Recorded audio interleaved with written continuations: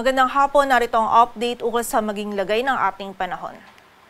Kaninang alas 8 ng umaga, yung low pressure area na minomonitor natin ay nasa loob na ng ating area of responsibility. Huling namataan yung sentro nito sa layong 715 kilometers silangan ng Hinatuan, Surigao del Sur. Tumataas na din yung possibility nito na ma-develop at maging isang ganap na bagyo within 24 hours. So posible po mamayang gabi or bukas ay ma-develop na ito at maging isang ganap na tropical depression na bibigyan natin ng local name na Verbena. Sa track po nito, nakikita natin generally magiging west-northwestward yung pagkilos nito. Patungo ito dito sa may northeastern Mindanao, then tatahakin nito itong area ng Visayas patungo dito sa bahagi ng northern Palawan. So I expect po natin na magta-traverse ito dito sa ating landmass. Simula po yan bukas ng hapon hanggang sa Wednesday. So ngayon pong gabi magsisimula na po na medyo may mga pag-ulan na tayong mararanasan dulot ng trough or ng extension ng LPA na ito sa malaking bahagi ng Visayas at Mindanao, lalong-lalo na po dito sa may eastern section nito. And samantala, simula po bukas, mas mararamdaman natin yung mga pag-ulan na dala nito, mostly pa din dito sa may eastern section ng Visayas at Mindanao, and then dito sa buong bahagi ng Palawan, Southern Luzon, and ilang areas pa rin ng Mindanao, patungo po dito sa may bahagi ng Southern Luzon, Visayas, ilang areas ng Mindanao, patungo po dito sa area ng Palawan. In terms of intensity, nakikita po natin na yung highest possible natin habang tinatahak nito itong kalupaan ay either tropical depression or tropical storm. Ngunit kailangan pa rin po nating bantayan yung mga pag-ulan na dala ng weather disturbance na ito sa malaking bahagi ng Southern Luzon, Visayas at Mindanao. Simula po yan ngayong gabi hanggang sa Wednesday. And bukod po dito sa low pressure area nito, yung shear line patuloy ding nagdudulot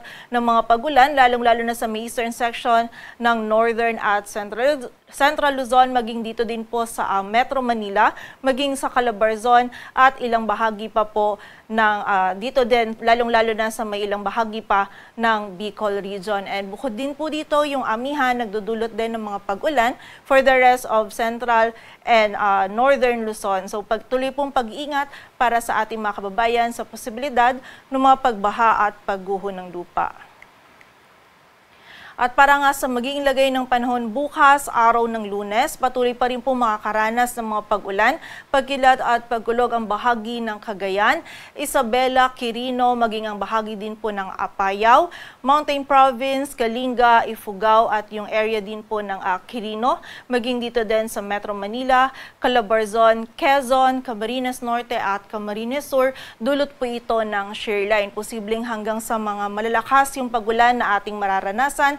Kaya naman pag-iingat para sa ating mga kababayan sa posibilidad po ng mga pagbaha at pagguho ng lupa. Samantala, sa nalalabing bahagi naman ng Bicol region, meron din tayong mararanasan ng mga pag-ulan dulot naman ng trough ng low pressure area.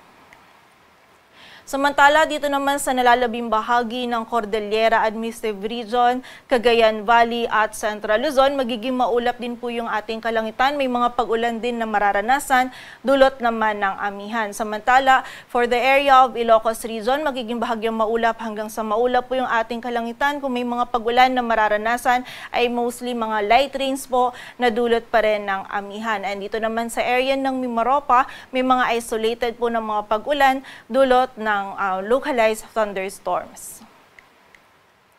Agwat po ng temperatura dito sa Metro Manila ay mula 24 to 30 degrees Celsius.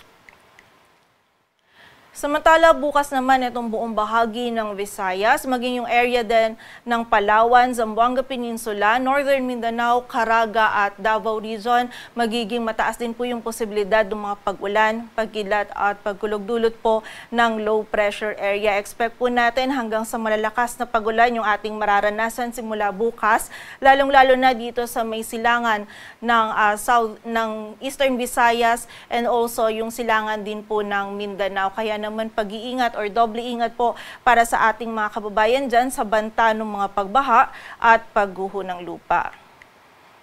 And for the rest of Mindanao naman, meron pa rin po tayo mga isolated na mga pag-ulan na mararanasan and paminsan-minsan po posible pa rin hanggang sa mga malalakas yung mga pag-ulan na ito, kaya doble ingat pa rin para sa ating mga kababayan.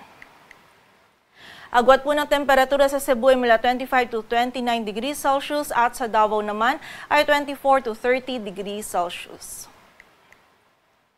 At sa kasalukuyan, meron pa rin po tayong nakataas na gale warning dito sa dagat baybayin ng Batanes kung saan mapanganib pa rin po yung pagpalaot para sa ating mga babayang mga isda, pati na rin yung may mga maliliit na sasakyang pandagat. And also, doble ingat pa rin po para sa maglalayag dito sa may nalalabing bahagi or dagat baybayin ng Northern Luzon, maging dito din sa may silangang dagat baybayin ng Southern Luzon at Visayas. And para naman po sa 3-day outlook ng mga key cities ng ating bansa, in the next 3 days dito sa Metro Manila maging sa Baguio City, sa Tuesday po yan hanggang Thursday magiging maulan po yung panahon na ating mararanasan. Lalong-lalo na po dito sa Metro Manila by Tuesday, posible pong hanggang sa malalakas yung mga pag-ulan na ating mararanasan. Dulot po ito ng shear line. So again, expect po natin by Tuesday hanggang Thursday dito sa area ng Metro Manila at Baguio City may mga pag-ulan po tayo na dulot ng shear line. Samantala for the area naman ng Legazpi City hanggang Wednesday po meron pa rin tayong mga pag-ulan na dulot naman ng LPA na minomonitor po natin ngayon. And by Thursday, medyo mababawasan na po yung mga pag-ulan na ito, but posible pa rin yung mga isolated na mga pag-ulan, pagkidlat at pagkulog. Agwat po ng temperatura sa Metro Manila ay mula 25 to 30 degrees Celsius, sa Baguio ay 15 to 26, sa Legazpi naman ay 24 to 31 degrees Celsius.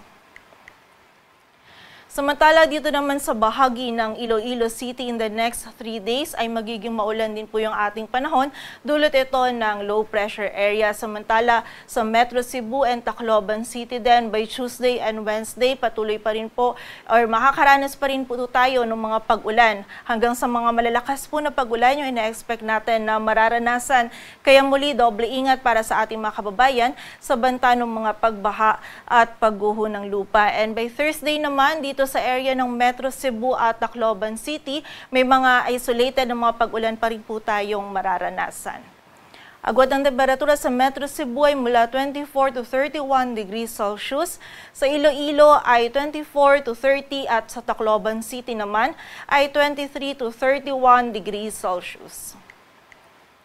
Samantala dito naman sa bahagi ng Mindanao, sa Metro Davao hanggang Tuesday, meron pa rin po tayong mga pag-ulan na mararanasan. Dulot pa rin po ito ng LPA and then mga isolated rain showers or thunderstorms na lang by Wednesday and Thursday. Samantala sa bahagi naman po ng Cagayan de Oro City, hanggang Wednesday po yung na-expect natin ng mga pag-ulan na dulot ng low pressure area, and by Thursday, less na po yung mga pag-ulan natin but possible pa rin yung mga isolated rain showers and thunderstorms. Samantala, sa bahagi naman po ng Zamboanga City ay patuloy pong ulan yung panahon na ating mararanasan from Tuesday to Thursday. Dulot pa rin po ito ng low pressure area.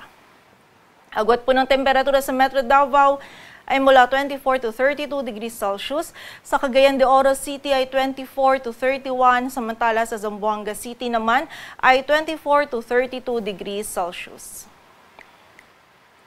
At dahil nga po in-expect natin na magiging malapit itong low pressure area na minomonitor natin dito sa ating kalupaan, at meron po tayong mga hanggang sa malalakas na pag-ulan na mararanasan, meron po tayong advisory na ipinalabas kung saan posible po from today to tomorrow afternoon, posible yung 100 to 200 millimeters of rainfall sa Eastern Samar, Southern Leyte, Dinagat Islands at Surigao del Norte. Dulot po ito ng low pressure area, and yung malaking bahagi or ilang bahagi pa rin po ng Bicol Region, Eastern Visayas at yung Northeastern Mindanao ay posible din pong makaranas ng 50 to 100 millimeters of rainfall. While yung shear line naman po patuloy din magdudulot ng mga pag-ulan sa Cagayan, Isabela, Aurora at Quezon. So ito po ay habang papalapit pa lamang bukas itong low pressure area dito sa may silangan ng Visayas at Mindanao. And by tomorrow afternoon naman to Tuesday afternoon kung saan ina-expect po natin na tatawid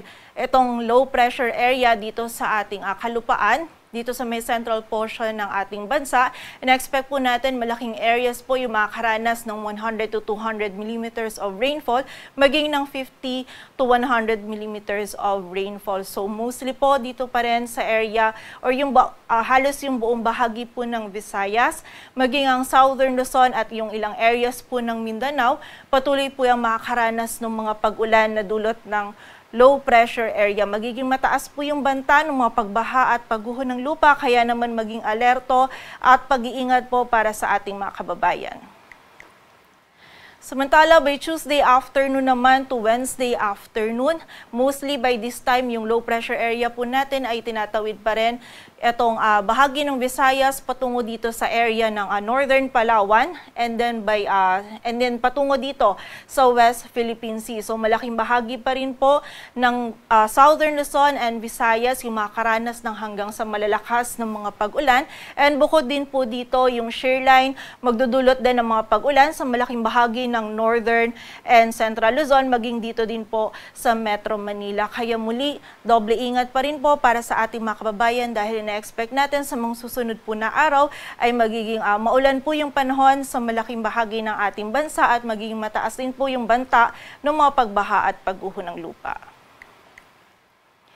Dito sa Metro Manila, ang sunset natin ay mamayang 5:24 at ang sunrise naman ay bukas ng 6:01 ng umaga.